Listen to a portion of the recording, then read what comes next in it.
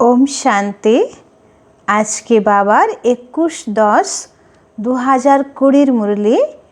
आज के मुरलीर विशेष महावाक्य बाबा आबार बोलছেন যে মিঠে বাচ্চে তোমরা রোজ রাতের বেলা নিজের চার্ট চেক করো এবং ডায়েরি লেখো যাতে তোমাদের ভয় থাকবে যে আমার পুরুষার্থে কোনো ঘাটতি যেন না হয়।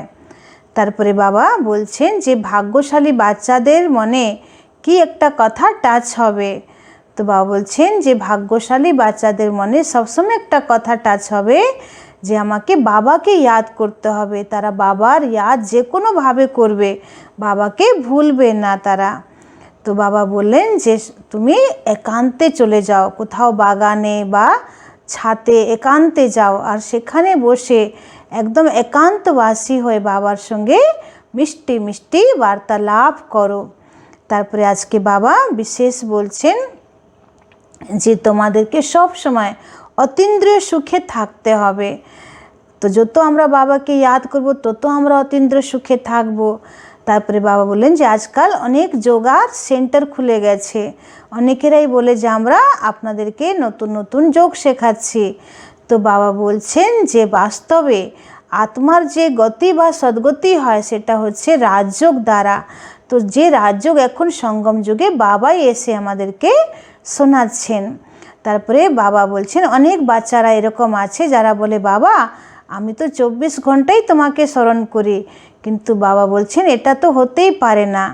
আমাকে একমাত্র খুব স্মরণ করে বাঁধেলি মাতারা, যারা সেন্টারে আসতে পারে না, মধুবন যেতে পারে না, বাবার মুরলি ঠিক মতন যারা শুনতে পারে না, অথচ বাবার প্রতি খুব টান আর বাড়ির থেকে আসতে দেয় না, তখন তারা কেঁদে কেঁদে বাবাকে স্মরণ করে যে বাবা আমার এই বন্ধনকে তুমি সরাও আর আমাকে মুক্ত করো।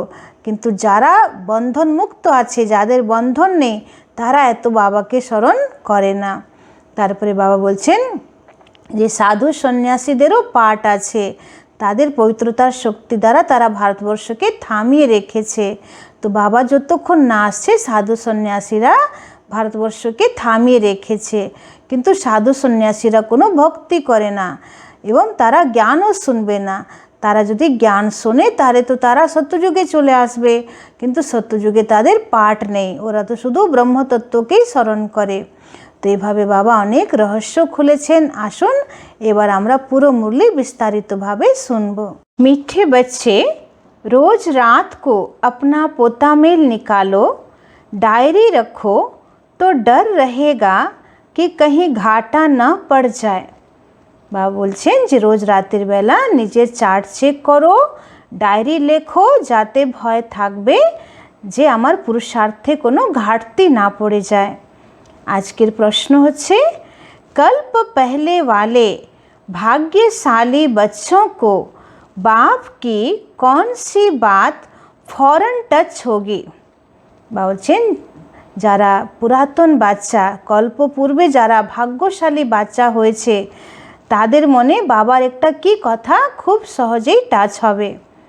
তো বাবা উত্তরে বলছেন बाबा रोज रोज जो बच्चों को याद की युक्तियाँ बतलाते हैं वह भाग्यशाली बच्चों को ही टच होती रहेगी, वह उन्हें फौरन अमल में लाएंगे।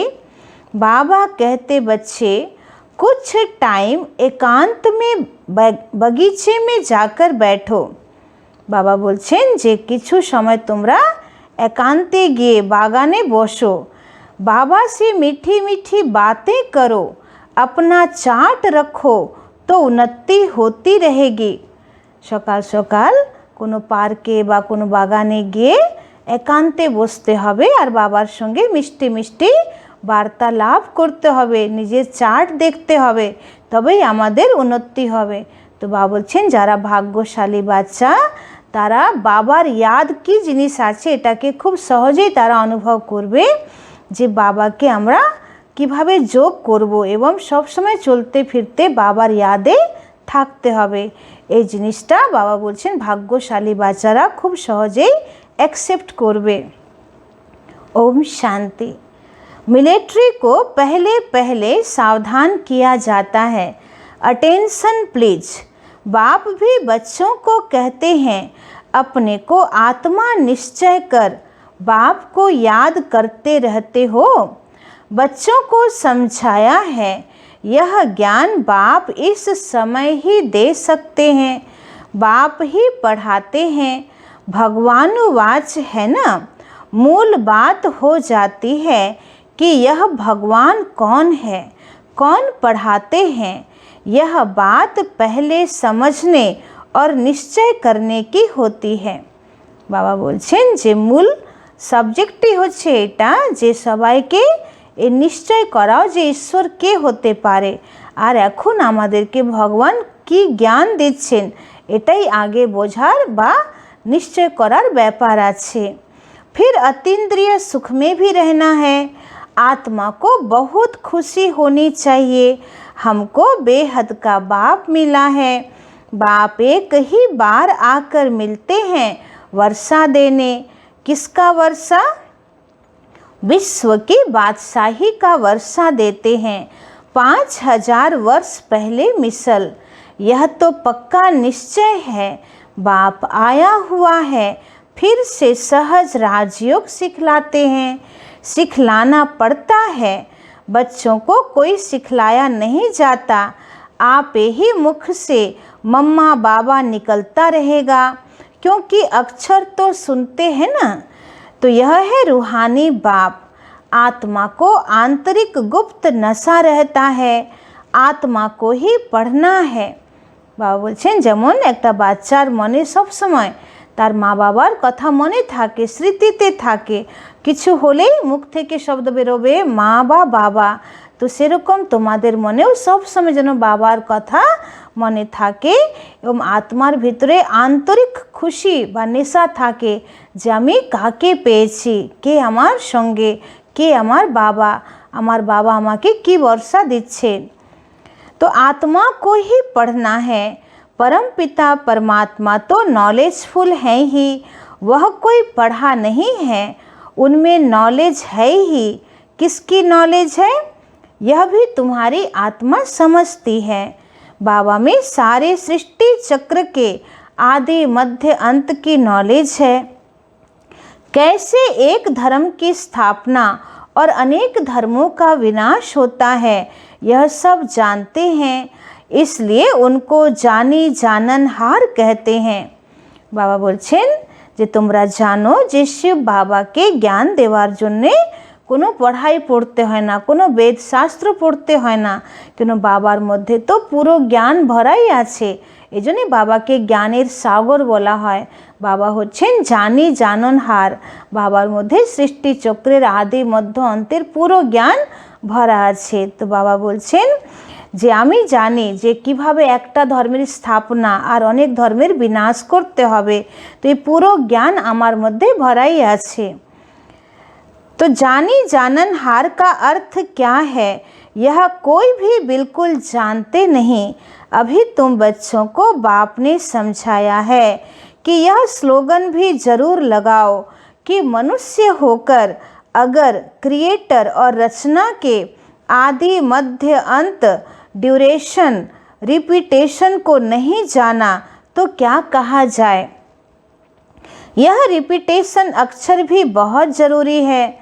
बाबा बोलছেন যে তোমরা মানুষকে বলো কি তোমরা যদি অ্যাক্টর হয়ে ড্রামার যে ক্রিয়েটর কে আছে, ড্রামার প্রডিউসার কে আছে, তাকে যদি জানলে না বা ড্রামার ডিউরেশন কত, ড্রামা কিভাবে রিপিট হয় সেটাও যদি জানো না, তাহলে অ্যাক্টর হয়ে কি করলে। তো বাবা বলছে যেমন একটা নাটক শুটিং হওয়ার পরে আবার যতবার ওটাকে দেখতে হবে তো সেটা সেম দেখা হবে, রিপিট হবে। তো ঠিক সেরকম এই সৃষ্টিরূপী ড্রামা, এই নাটকটাও বারবার রিপিট হচ্ছে, হুবহু রিপিট হচ্ছে। करेक्शन तो होती रहती है। गीता का भगवान कौन, यह चित्र बड़ा फर्स्ट क्लास है। सारे वर्ल्ड में यह है सबसे नंबर 1 ভুল। বাবা বলছেন যে পুরো পৃথিবীতে সবথেকে বড় একটা ভুল হয়েছে, সেটা হচ্ছে গীতা জ্ঞান দাতা শিব বাবার পরিবর্তে কৃষ্ণের নাম দেওয়া হয়েছে। তো এটাই সবথেকে বড় ভুল হয়ে গেছে। परम पिता परमात्मा को न जानने के कारण फिर कह देते हैं सब भगवान के रूप हैं।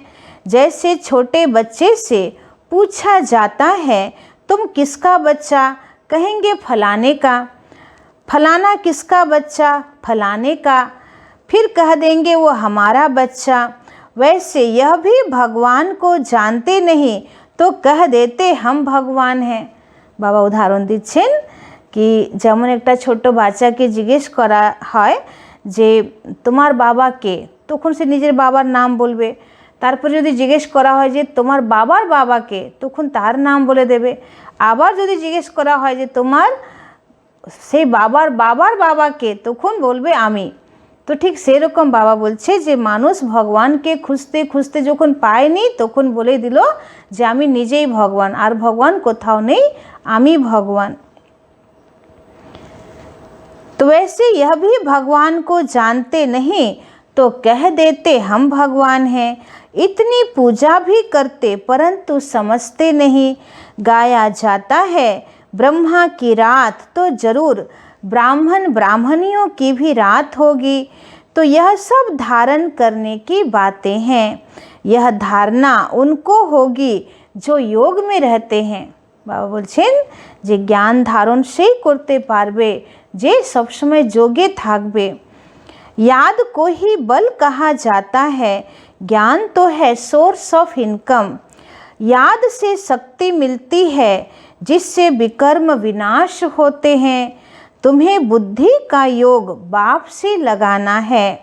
यह ज्ञान बाप अभी ही देते हैं, फिर कभी मिलता ही नहीं। सिवाय बाप के कोई दे न सके। बाकी सब हैं भक्ति मार्ग के शास्त्र, कर्म कांड की क्रियाएं, उसको ज्ञान नहीं कहेंगे। बाबा बोलছেন যে বাবার জ্ঞান ছাড়া বাকি সব কিছু ভক্তি মার্গের কর্মকাণ্ড আছে, তাতে মানুষের কোনো আত্মিক উন্নতি হয় না। स्पिरिचुअल नॉलेज एक बाप के पास है और वह ब्राह्मणों को ही देते हैं, और कोई के पास स्पिरिचुअल नॉलेज होती नहीं। दुनिया में कितने धर्म मठ पंथ हैं, कितनी मतें हैं, बच्चों को समझाने में कितनी मेहनत होती है, कितने तूफान आते हैं। गाते भी हैं नैया मेरी पार लगाओ। सबकी नैया तो पार नहीं जा सकती, कोई डूब भी जाएगी, कोई खड़ी हो जाएगी। बाबा बोलছেন যে মানুষের কত ধরনের মান্যতা, বাবার জ্ঞানে যখন তারা আসে সেন্টারে তখন এক একজন এক এক রকম মান্যতা নিয়ে আসে। এবার সেই মান্যতাগুলোকে দূর করে এক বাবার পথে তাকে নিয়ে আসা, সেটা খুব কঠিন কাজ। তো যাদের বাবার প্রতি পুরো নিশ্চয় চলে আসে তাদের তো নৌকা পার হয়ে যায়, কিন্তু যাদের সংশয় বুদ্ধি তাদের নৌকা ডুবেও যায়।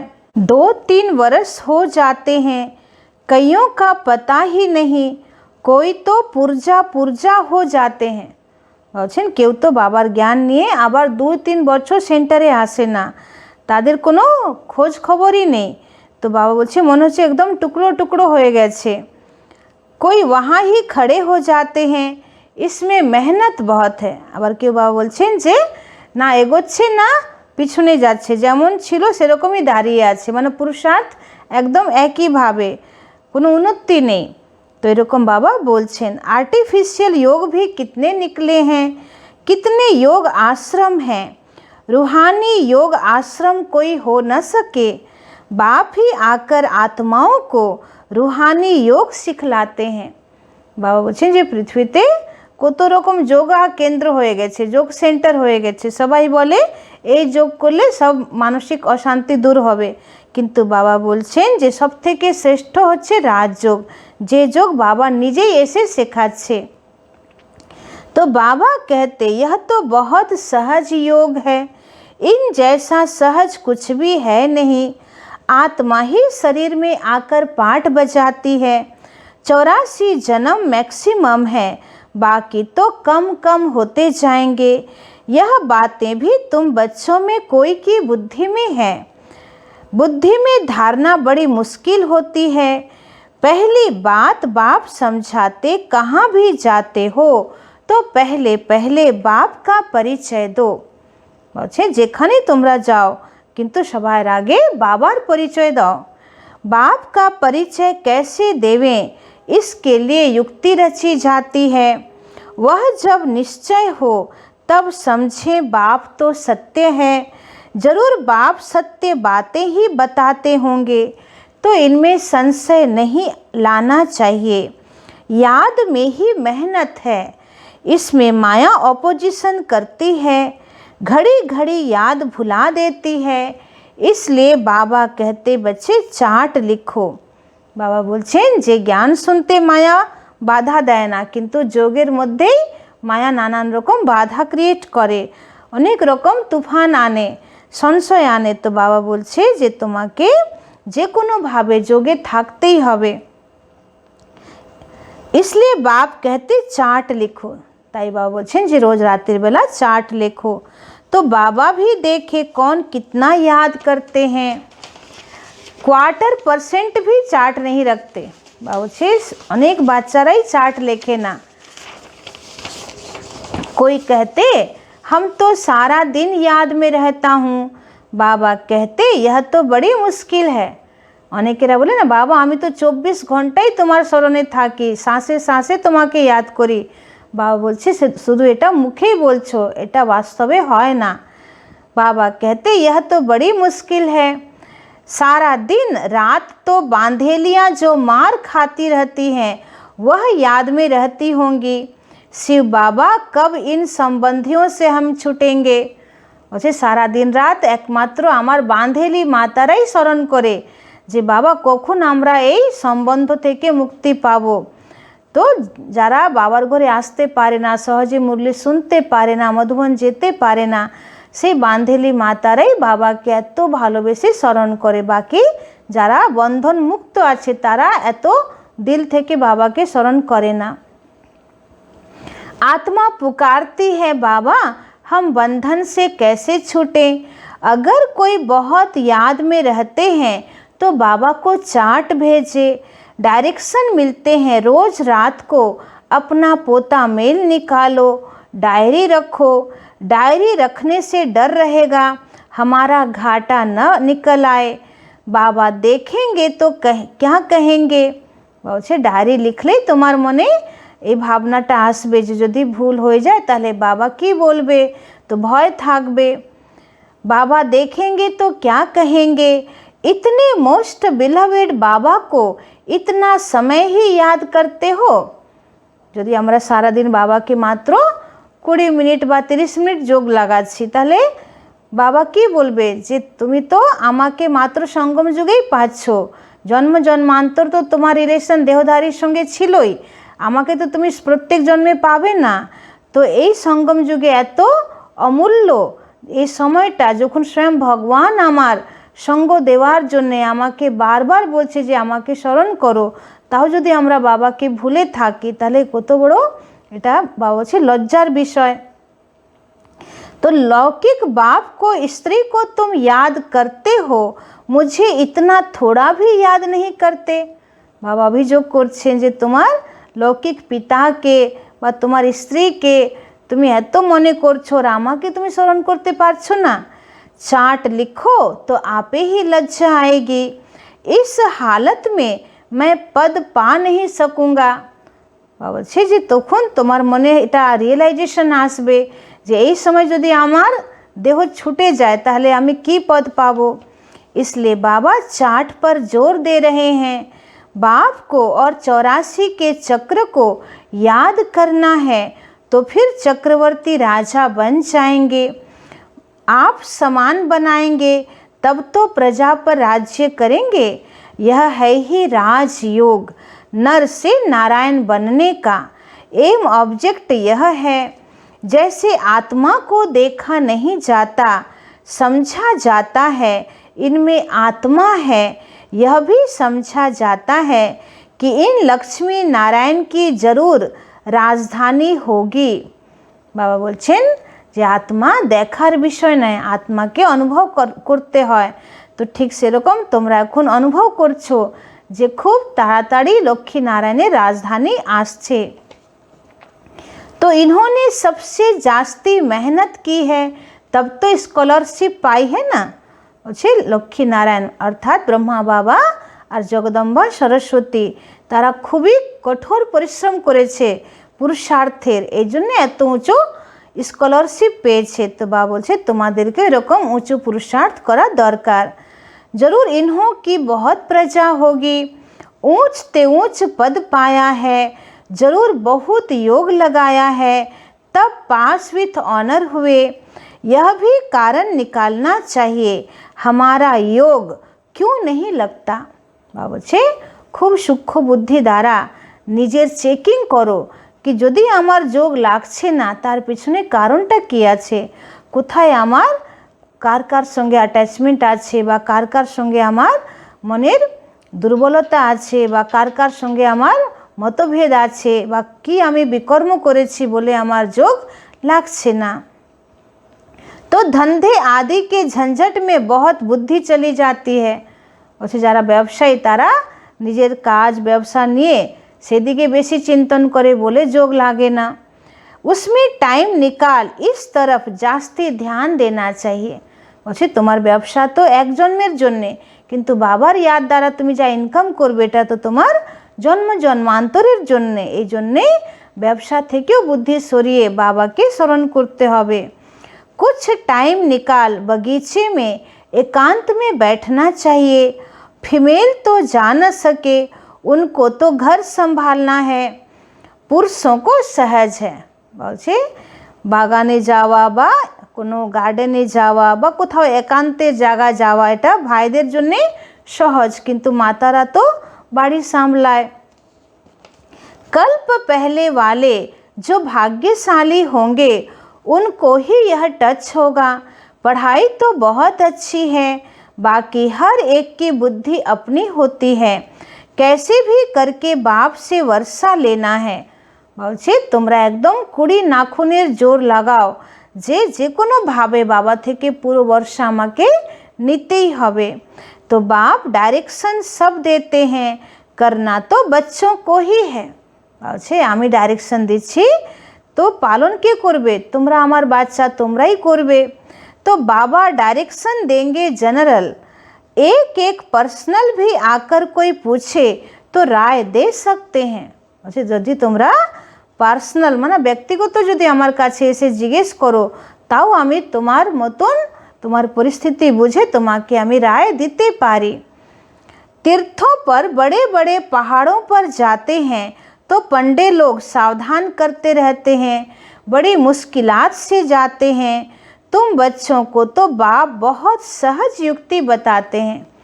বাবা বলছে তীর্থযাত্রা করতে যখন কোনো তীর্থযাত্রী যায় তখন বড় বড় পাহাড়ে খুবই দুর্গম রাস্তা দুর্গম পথ, তো সেখানে পান্ডারা সাবধান করে যে আগে বেশি যেও না, সেখানে কষ্ট আছে বা সেখানে বিপদ আছে।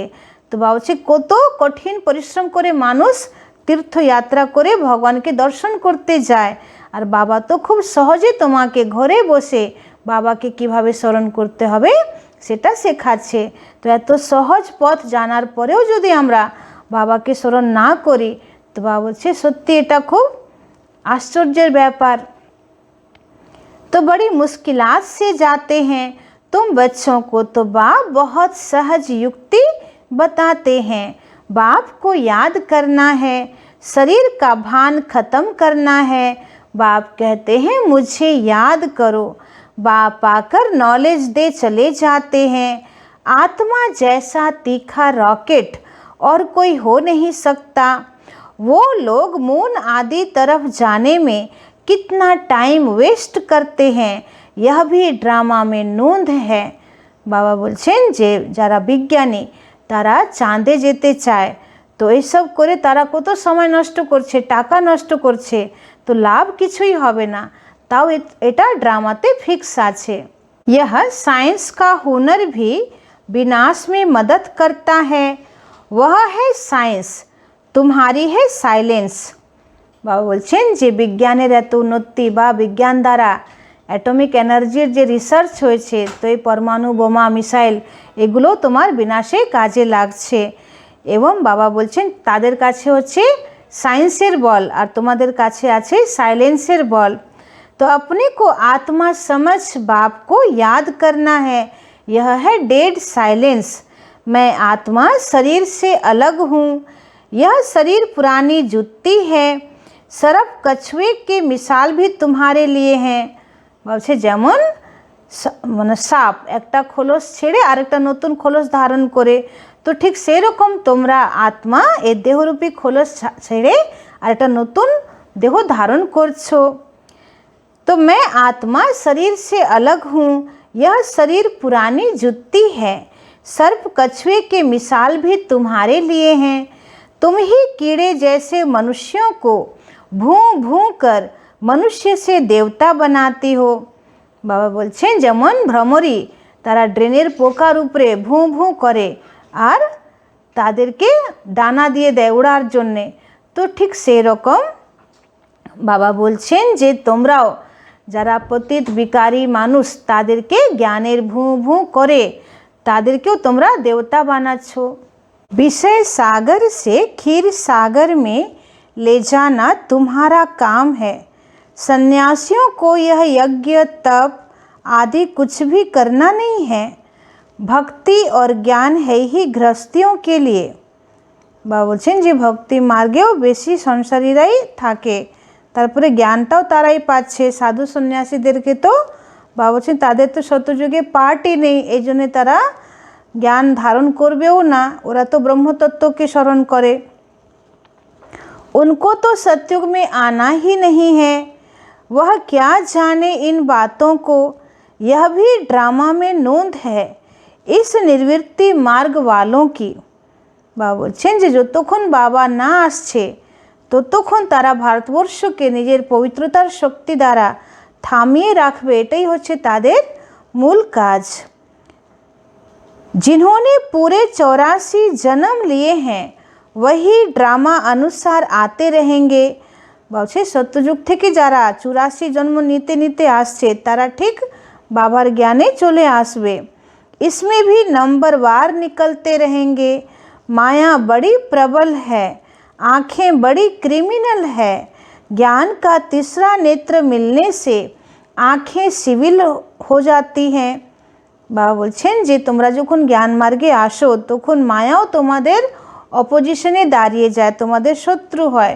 আর যত তোমরা পুরুষার্থ করতে চাইবে মায়া তত নানান রকম বাধা দেওয়ার চেষ্টা করবে যাতে তোমরা পুরুষার্থ না করতে পারো।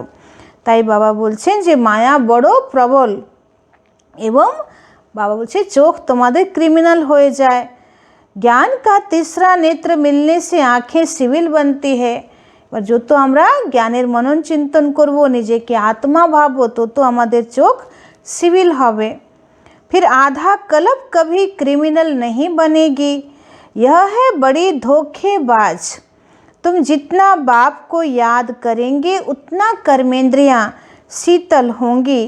फिर 21 जन्म कर्मेंद्रियों को चंचलता में आना नहीं है। তারপরে বাবা বলছেন যে 21 জন্ম আর কর্মেন্দ্রিয় চঞ্চল হবে না। वहाँ कर्मेंद्रियों में चंचलता होती नहीं। सब कर्मेंद्रियाँ शांत सतो गुणी रहती हैं। অর্থাৎ সত্যযুগ ত্রেতা যুগে কোনো তোমাদের ইন্দ্রিয় একদম শান্ত শতগুণী হবে, তমগুণী হবে না। देह अभिमान के बाद ही सब शैतानी आती है। तो बाप तुमको देही अभिमानी बनाते हैं। आधा कल्प के लिए तुमको वर्षा मिल जाता है। जितनी जो मेहनत करते हैं उतना ऊंच पद पाएंगे। मेहनत करनी है देही अभिमानी बनने की, फिर कर्मेंद्रियां धोखा नहीं देंगी। अंत तक युद्ध चलती रहेगी। जब कर्मातीत अवस्था को पाएंगे तब वह लड़ाई भी शुरू होगी। दिन प्रतिदिन आवाज़ होता जाएगा, मौत से डरेंगे। বাবা বলছেন যে যত তোমাদের কর্মাতীত অবস্থা কাছে হবে তত যুদ্ধের পরিস্থিতি এদিকে শুরু হয়ে যাবে। মানে কর্মাতীত অবস্থা আমরা প্রাপ্ত করব আর এইদিকে লড়াই শুরু হয়ে যাবে। তো দিন প্রতিদিন তোমাদের আওয়াজ প্রত্যক্ষ হবে কিন্তু চারিদিকে মৃত্যুর বাতাবরণও বেড়ে যাবে। तो बाप कहते यह ज्ञान सबके लिए है। सिर्फ बाप का परिचय देना है। हम आत्माएं सब भाई भाई हैं, सब एक बाप को याद करते हैं।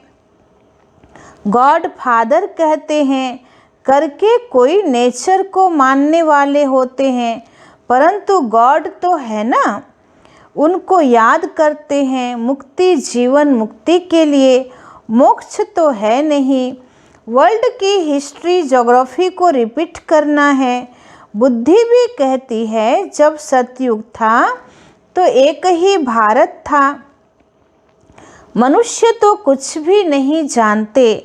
इन लक्ष्मी नारायण का राज्य था ना, लाखों वर्ष की बात हो न सके। लाखों वर्ष होते तो कितनी ढेर संख्या हो जाती। बाप कहते हैं अब कलयुग पूरा हो, सतयुग की स्थापना हो रही है।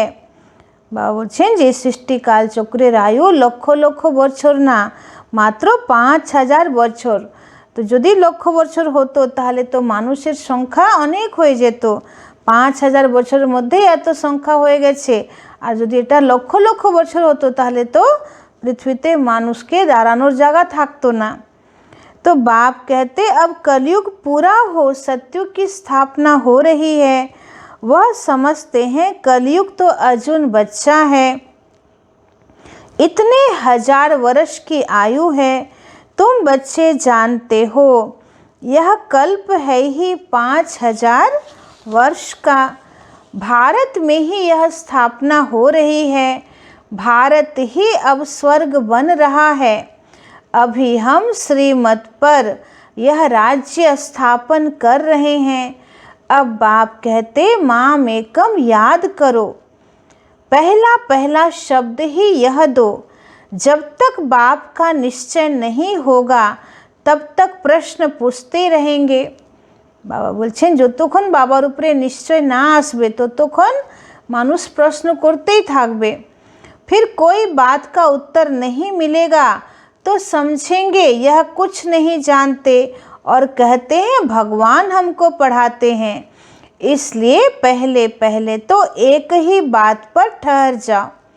বলছে যাকে তুমি জ্ঞান শোনাবে আগে সবার আগে শিব বাবার পরিচয়টা দাও। तो पहले बाप का निश्चय करें कि बरोबर सभी आत्माओं का बाप एक ही है, वह है रचयिता। तो जरूर संगम पर ही आएंगे। बाप कहते हैं मैं युगे युगे नहीं, कल्प के संगम युग पर आता हूँ। मैं हूँ ही नई सृष्टि का रचयिता। বলছে আমি যুগে যুগে আসি না, আমি কল্পের সঙ্গম যুগেই আসি। আমি নতুন সৃষ্টি রচনা করতে আসি। तो बीच में कैसे आऊँगा? मैं आता ही हूँ पुरानी और नई के बीच में। भगवान बोलছেন যে আমি মাঝখানে আসি না, আমি নতুন দুনিয়া এবং পুরনো দুনিয়ার মাঝখানে আসি। মানে পুরনো শেষ হবে আর নতুন দুনিয়া আরম্ভ হবে, সেই সন্ধিক্ষণে মানে সঙ্গম যুগে আমি আসি। इनको पुरुषोत्तम संगम युग कहा जाता है। तुम पुरुषोत्तम भी यहाँ बनते हो। लक्ष्मी नारायण सबसे पुरुषोत्तम हैं। एम ऑब्जेक्ट कितनी सहज है। सबको बोलो यह स्थापना हो रही है। बाबा ने कहा है पुरुषोत्तम अक्षर जरूर डालो, क्योंकि यहाँ तुम कनिष्ठ से पुरुषोत्तम बनते हो। तो ऐसी ऐसी मुख्य बातें भूलनी नहीं चाहिए और संवत की डेट भी ज़रूर लिखनी चाहिए। यहाँ तुम्हारी पहले से राजाई शुरू हो जाती है, औरों की राजाई पहले से नहीं होती। वह तो धर्म स्थापक आए तब उनके पीछे उनके धर्म की वृद्धि हो, करोड़ों बने तब राजाई चले। बाबा বলছেন যে তোমাদের সত্যযুগে রাজসত্তা ধর্মসত্তা একসঙ্গে চলে, তোমাদের রাজাই আরম্ভ হয়ে যায়। কিন্তু অন্য ধর্ম স্থাপকরা যখন আসে তখন এসে এসে ওরা রাজত্ব স্থাপন করতে পারে না, আগে ধর্ম স্থাপন করে।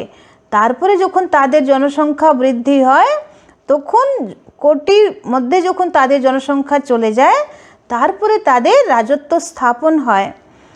तुम्हारी तो शुरू से सतयुग में राजाई होगी, तो यह किसी को भी बुद्धि में नहीं आता कि सतयुग में इतनी राजाई कहाँ से आई।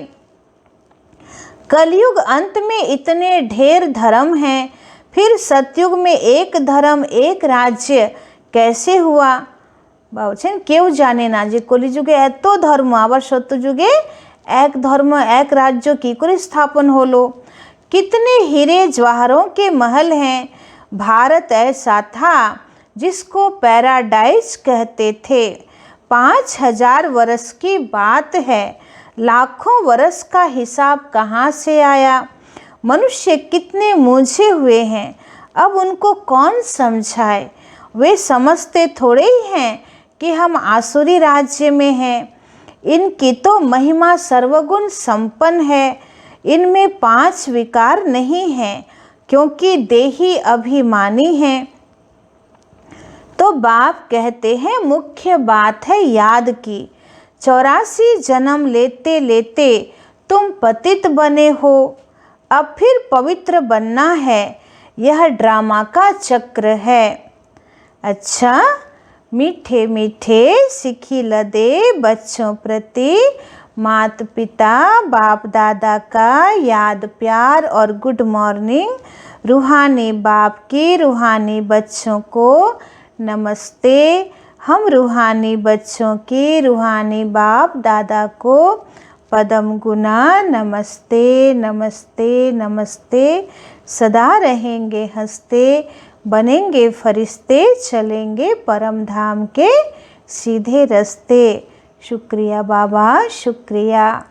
धारणार जन्य मुख्य सार 1 नंबर पॉइंट, ज्ञान से तीसरे नेत्र को धारण कर अपनी धोखेबाज आँखों को सिविल बनाना है। बलছেন ज्ञान रूपी दिव्य नेत्र धारण करे निजेर क्रिमिनल आई के सिविल आई बनाते हवे। याद से ही कर्मेंद्रियां शीतल सतोगुणी बनेंगी, इसलिए यही मेहनत करनी है। बलছেন जोग द्वाराई तुम्हार कर्मेंद्रिय शीतल एवं शतगुणी हबे, एजन्य जोगेर मेहनत करते हबे। 2 नंबर पॉइंट, धंधे आदि से टाइम निकाल एकांत में जाकर याद में बैठना है। कारण देखना है कि हमारा योग क्यों नहीं लगता है, अपना चार्ट जरूर रखना है। बाबा बोलছেন যে তুমি যে কাজ কর্ম ব্যবসা করছো করো, কিন্তু তার মধ্য থেকেও একটু সময় বের করে একান্তবাসী হয়ে যাও, আর একান্তবাসী হয়ে বাবার ইয়াদে বসে যাও এবং কারণ চেক করো যে কি করে আমার যোগ লাগছে না, কেন লাগছে না, বা রাতের বেলা রোজ নিজের চার্টটা চেক করো। বাবা বলছেন আজকের বরদান, निर्णय शक्ति और कंट्रोलिंग पावर द्वारा सदा सफलता मूर्त भव। निर्णय शक्ति और कंट्रोलिंग पावर द्वारा सदा सफलता मूर्त भव। किसी भी लौकिक या अलौकिक कार्य में सफलता प्राप्त करने के लिए विशेष कंट्रोलिंग पावर और जजमेंट पावर की आवश्यकता होती है। बाबा बोलছেন যে কোনো লৌকিক বা অলৌকিক কাজে সাফল্যতা প্রাপ্ত করার জন্য विशेष कंट्रोलिंग पावर एवं जजमेंट पावरेर दरकार पड़े, क्योंकि जब कोई भी आत्मा आपके संपर्क में आती है तो पहले जज करना होता है कि इसे किस चीज़ की ज़रूरत है। अर्थात जे कोनो आत्मा जखन तुम्हार सम्पर्के आसছে तखन आगे जज करो जे से कि चाइছে, ताके कि दिले से संतुष्ट होबे, माने भालो। तो नब्ज द्वारा परख कर उसकी चाहना प्रमाण उसे तृप्त करना और स्वयं की कंट्रोलिंग पावर से दूसरे पर अपनी अचल स्थिति का प्रभाव डालना, यही दोनों शक्तियाँ सेवा के क्षेत्र में सफलता मूर्त बना देती है।